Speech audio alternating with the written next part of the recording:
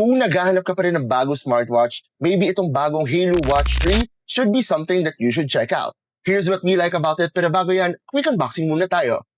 Hi guys, welcome to Wallace Tech. We preview and review gadgets, so make sure to follow us and like this video for more. So here's what's inside the box. We have the watch, the 2-pin charger, and a quick guide. Super simple. Sa unang tingin, maganda tong Halo Watch 3. It's very pretty with its slim form factor and a 1.85-inch AMOLED display that's quite sharp. Okay din yung brightness nito, sobrang bright at up to 1000 nits, so kaya mo makita yung oras kahit nasa labas ka. Meron din siyang Bluetooth calling, up to 150 sport modes, 1 ATM water resistance, and kayang tumagal up to 2 weeks on a single charge. Madali din siyang i-connect sa Halo Fun app sa phone, where you can get notifications and choose from over 200 watch faces to suit your fashion and lifestyle. Available na ito ngayon sa Orange app, and the best part, wala pa siyang 2,000 pesos. You can get this with a 1,799 peso SRP, and you can check more details on our website, wallacetech.com.